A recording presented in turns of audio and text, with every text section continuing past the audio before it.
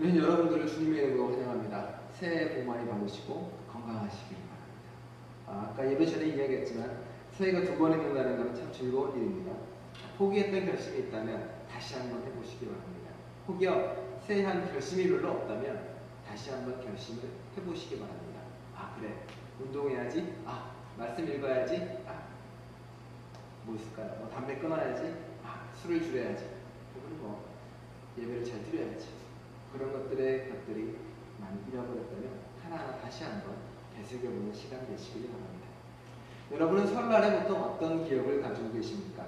저는 기억나는 게 저 외갓집에 항상 갔던 기억이 납니다. 외갓집에 가면 항상 그 설 전날에 갔는데 제 아버지가 저희 어머니랑 같이 저를 내려놓고 섣달 금음날 가서 세배를 시킵니다. 저는 싫어했습니다. 세뱃돈도 안 주고요. 설날이 아니잖아요. 그래서 아니 왜 섣달 금음날 세배를 시키냐고 이렇게 물어보니까 제 아버지가 하는 말씀이 그게 묵은 세배라는 겁니다. 그래서 내가 작년에 했는데 무슨 묵은 세배냐 물어봤더니 그게 아니라 설날 되기 전에 드리는 세배는 한 해 동안 지켜주셔서 감사합니다라는 의미로 드리는 절이랍니다. 그래서 감사하고 그 한 해를 마무리를 하고 다음날 새해가 밝으면 다시 가서 인사를 드리고 덕담을 받는 그런 거라고 이야기합니다. 묵은 세배라는 우리의 전통이 어떻게 보면 한 해를 감사함으로 마무리 짓고 한 해를 정말로 그 사람에게 따뜻한 마음을 전하는 걸로 마무리 짓고 한 해가 넘어가고 또 새로운 만남을 한다는 것에서는 아름다운 의미고 놀라운 의미인 것 같습니다. 그건 우리의 설날뿐만 아니라 유대인의 설날도 마찬가지입니다. 유대인의 설날은 로시 하시나라고 하는데 보통 그 설날은 그 9월이나 10월경에 시작을 합니다. 그리고 그 해가 왜냐하면 하나님이 창조를 시작한 날입니다. 그 창조한 그 달을 보통 그 타실이라는 달이라고 하는데 그 달을 자신의 종교적 새해로 시킵니다. 그래서 그것을 통해서 아 하나님이 우리를 창조하였구나, 새로운 게 시작되었구나라고 깨닫고 알아가는 것입니다. 아마 새로움을 깨닫고 새로운 것을 만나는 날이 그러한 것입니다. 설날 기분이 하도 나지가 않아서 집에서 뉴스를 봤습니다. 뉴스를 보면 설날 기분이 납니다. 왜냐하면 귀성차가 이렇게 막히는 걸 볼 때마다 그래 나도 저랬었지, 부작에 막히네 이런 합니다. 저도 가장 막히는 건 10시간 넘게 걸리는 경우도 있습니다. 근데 그 막히는 걸 볼 때마다 그런 생각을 합니다. 야, 사람들이 고향으로 저렇게 가는구나. 왜 돌아가는 걸까? 아마도 자신의 뿌리에 대한 생각이 나고 자신이 돌아갈 곳이 그곳이라 생각하는 것처럼 모르겠습니다. 여러분이 알고 있는 그 선녀와 나무꾼 이야기도 아실 것입니다. 나무꾼이 선녀의 옷을 훔쳐서 숨겨놓습니다. 그리고 아이가 셋 날 때까지 들려주지 않겠다고 합니다. 선녀는 잘 지내다가 아이가 둘쯤 났을 때 남편에게 물어봅니다. 옷이 어디냐? 그의 남편이 설마 떠날까 하고 옷을 내어주자 선녀는 그 옷을 입고 날아가 버립니다. 선녀가 하늘로 날아갈 수 있었던 이유는 자신이 돌아갈 고향이 바로 하늘이고 살 곳이 땅이 아니라는 것을 알았기 때문에 그럴 것입니다. 오늘 예배 드리기 전에 이렇게 혼자 와서 예배당에 1시간 정도 조용히 앉아 있었습니다. 앉아 있으면서 십자가 보면서 이런저런 생각을 하며 가슴 안에 이렇게 따뜻하게 떠오르는 게 있었습니다. 뭐냐면은 아 그래 이곳이 내가 돌아올 곳이고 내가 이래서 목회를 시작했구나. 이 따뜻함 때문에 이 느낌 때문에 이게 좋아서 그랬구나라는 생각이 듭니다. 여러분도 하나님을 믿고 하나님을 따르고 하나님을 만나는 이유는 여러분의 고향이 바로 그곳이기 때문에 그렇습니다. 여러분의 고향이 하나님 품 안이고 우리라는 공동체고 사람이라는 사랑의 공동체이기 때문에 이곳으로 모여서 함께하는 것입니다. 근데 사람들은 종종 그것을 잊어버리고 살아갑니다. 내가 돌아갈 곳이 하늘이라는 것을, 내가 돌아갈 곳이 하나님의 품이라는 것을, 내가 돌아갈 곳이 사랑이라는 공동체라는 것을 망각하고 잊어버리고 살아가버립니다. 그러다 보니까 고향으로 돌아갈 생각도 하지 못하고 그저 땅의 질서에 묶여서 살아가는 것입니다. 예수님이 여러분에게 물어봅니다. 너 정말로 나에게 돌아오고 싶으냐? 너 정말로 하나님 나라로 돌아오고 싶으냐? 오늘의 질문처럼 너 정말로 낫고 싶으냐라고 물어보십니다.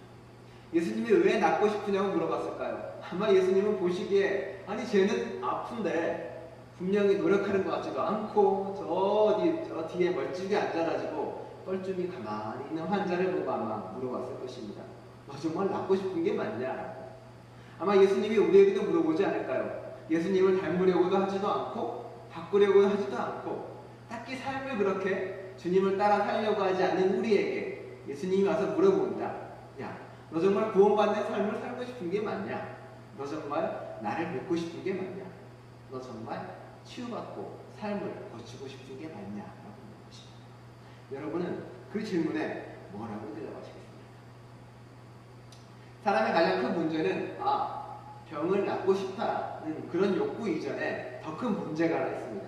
그건 뭐냐면 내가 아프다는 것을 깨닫지 못하는 것입니다. 내가 병자라는 것을, 내가 어딘가 문제가 있다는 것을 깨닫지 못하는 게 현대인의 병통이고 현대인의 질병 중에 하나입니다. 친구가 한국에서 미술치료나 상담치료를 하고 있습니다.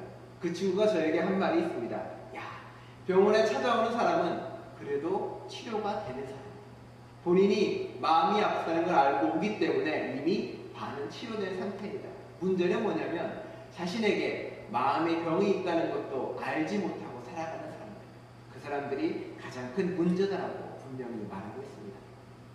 여러분은 여러분의 삶이 어떻다고 생각하십니까? 그래, 나는 뭐 이 정도면 행복해, 괜찮아. 나는 뭐 특별히 문제가 없는 것 같은데.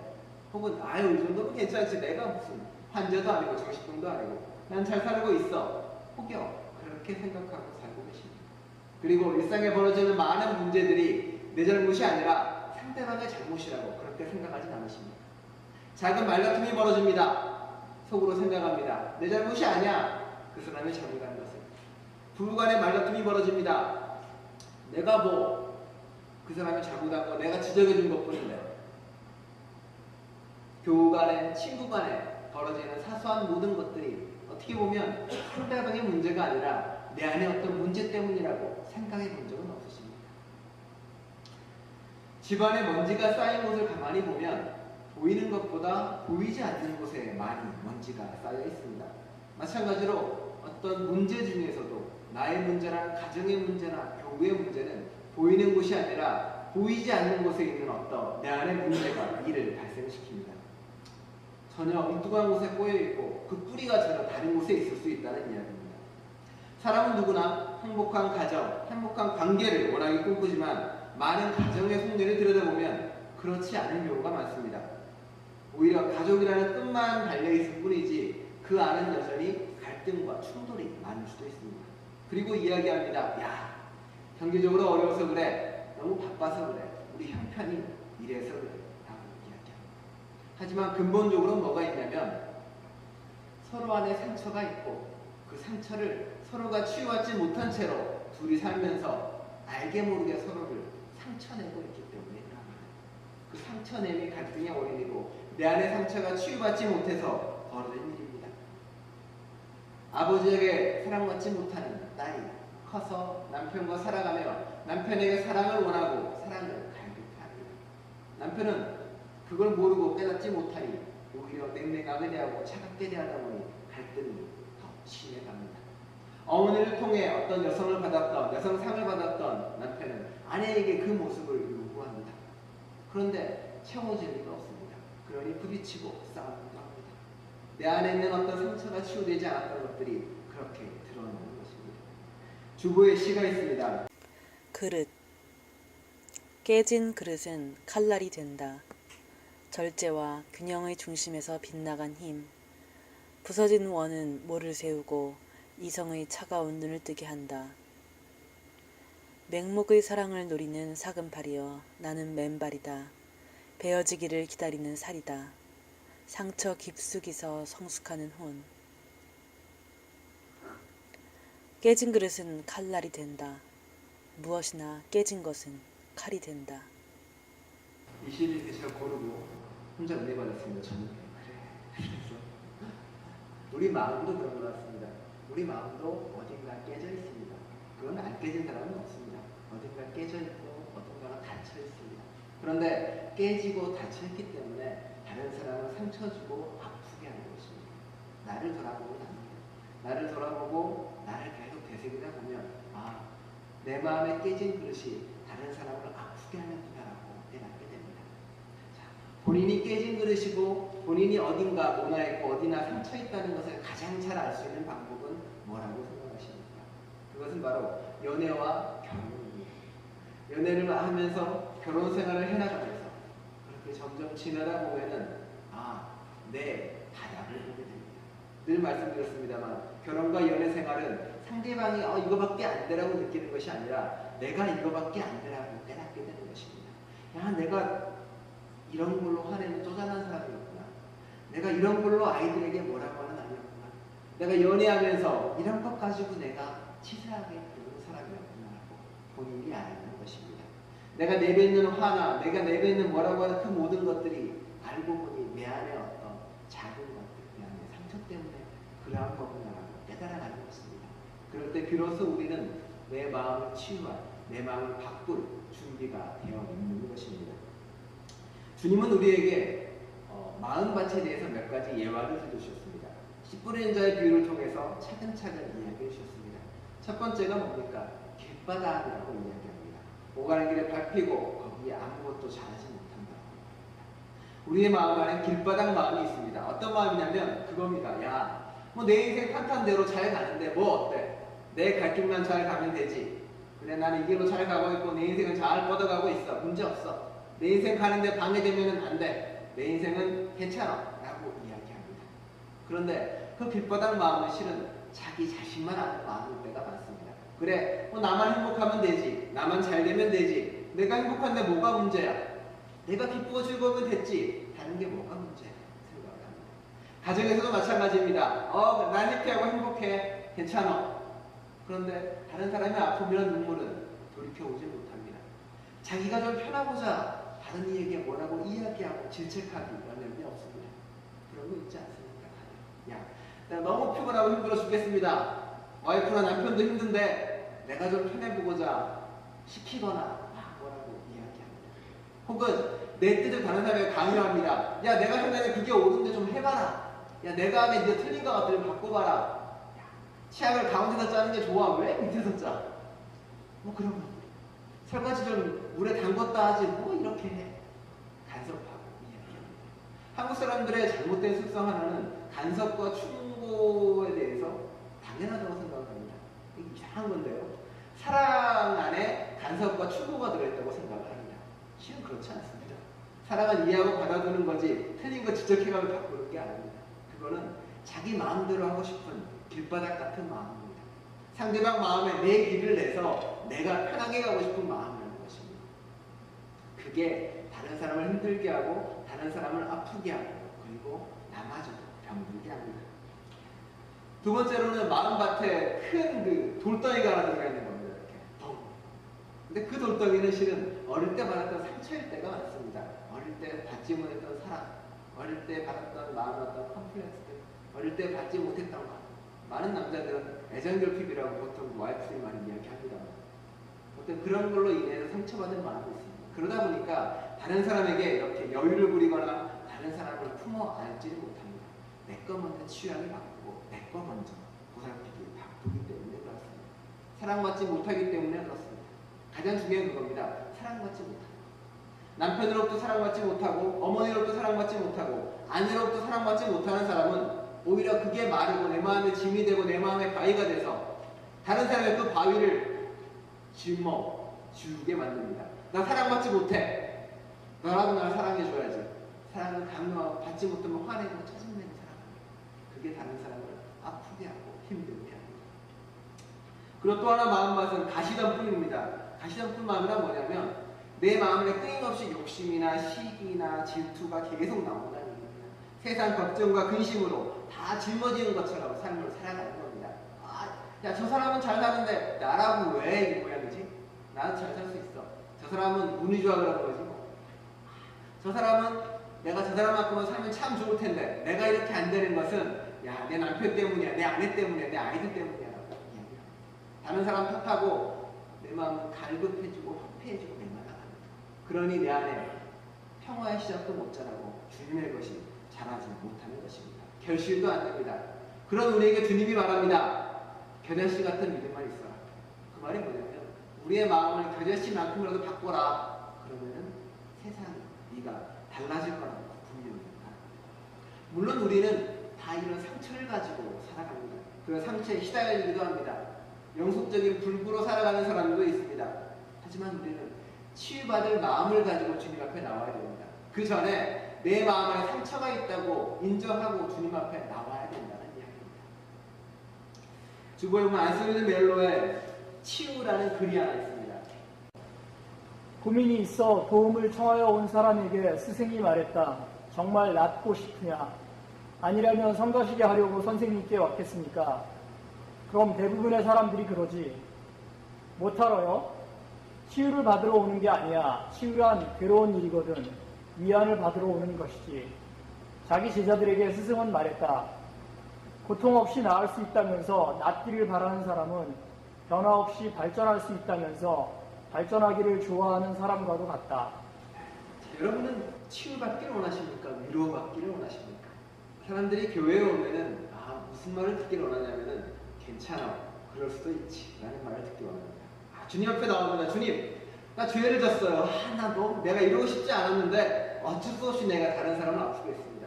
내가 이러고 싶지는 않았는데 내가 그런 애가 옵니다. 그럼 어떤 말을 듣기 원합니까? 우리 마음 안에 그런 말씀 받기 원합니다. 괜찮아, 너 사람인데 그럴 수도 있지 라는 말을 듣기 원합니다. 그리고 그럴 수도 있죠. 돌아갑니다. 그리고 세상에 나가서 똑같이 또 저지르고 다시 옵니다. 주님 앞에 또 옵니다. 주님, 인간이 연약하여 내가 어찌할 수가 없네. 통촉하여 주시옵소서. 주님이 또 이해하기 원합니다. 아니 괜찮아. 그럴 수도 있지. 내가 다 이해해. 돌아가라. 근데 주님은 우리에게 그걸 원하는 게 아닙니다. 주님은 그건 네가 상처받고 네가 힘들고 어렵더라도 네 마음이 바뀌고 치유되라. 네 상처가 소독되고 꼬매는 그런 아픈 과정이 있어야 네가 나을 수 있다라고 말하는 것입니다. 우리가 그런 마음으로 주님 앞에 나와야 됩니다. 주님이 우리에게 물어봅니다. 내가 낫기를 원합니다.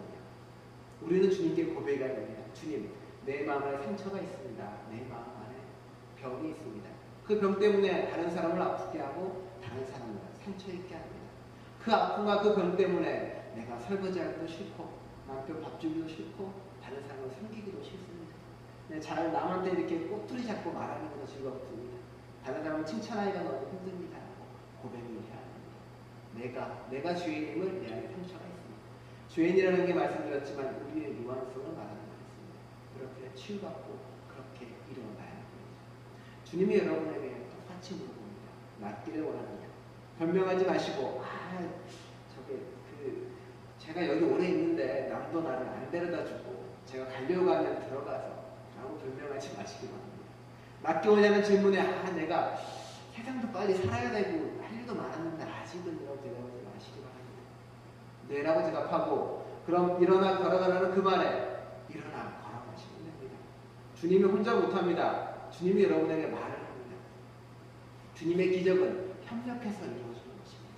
우리가 병이 있고 낫기를 원하는 그 순간에 비로소 기적이 벌어지고 비로소 일어날 수가 있는 것입니다. 여러분의 그런 기적이 벌어져야 됩니다. 마음의 치유라는 틴나한 스님의 글이 있습니다. 마음의 치유. 온 마음으로 걸으며 발밑에 대지를 느낄 때, 친구와 조촐하게 차 한 잔을 마시며 차와 우정에 대해 깊이 느낄 때, 그때 우리는 스스로 치유된다. 그리고 그 치유를 세상 전체로까지 확대시킬 수 있다. 과거에 받은 고통이 클수록 우리는 더욱 강력한 치유자가 될 수 있다. 자신이 받은 고통에서 통찰력을 얻어 친구들과 온 세상을 도울 수 있다. 내 마음 안에 어떤 상처가 있는지 잘 들여다보시고 그걸 치유하려고 애쓰시면 그 능력이 다른 사람을 치유할 수 있게 됩니다. 난 멀쩡해라고 생각하지 마시고 난 뭔가 문제 있는 것 같다라고 생각해 보시기 바랍니다. 그게 여러분을 바꾸고 변화시킬 것입니다. 교회에서 도와줄 수 있는 방법은 딱 두 가지입니다. 하나는 교회라는 공동체 안에서 서로가 서로를 사랑하고 섬기면서 상처를 보듬고 안아주는 것입니다. 저 사람이 저렇게 말을 심하게 하는 것, 저 사람이 말을 던지는 것, 저 사람이 명령적으로 말하는 것, 저 사람이 자꾸 다른 사람을 상처 입히는 것은 그 사람 마음 안에 더 큰 상처가 있기 때문이라고 생각하고 받아주고 안아주면 되는 것입니다. 저 사람이 힘들기 때문에 그러한 것이라고 위로해주고 안아주면 되는 것입니다. 인간이 왜 저래? 아니라는 겁니다. 우리도 똑같은 상처가 있기 때문에 그런 것입니다. 또한 교회 안에서 예배는 그런 상처를 치유하는 것입니다.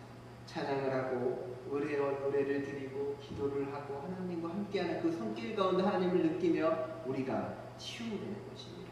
그래서 예배는 순서 하나하나가 중요한 것입니다. 교회라는 공동체는 여러분이 치유받는 것이며 여러분이 함께하는 것입니다. 자, 여러분 주님이 여러분에게 묻습니다. 낫기를 원하냐? 낫기를 원하는 주님의 음성에 응답하시고 치유받아서 가정 안에 평화도 이루시고 그리고 그 치유된 마음으로 세상을 치유하시는 여러분 되시기를 간절히 축원합니다. 기도하시겠습니다.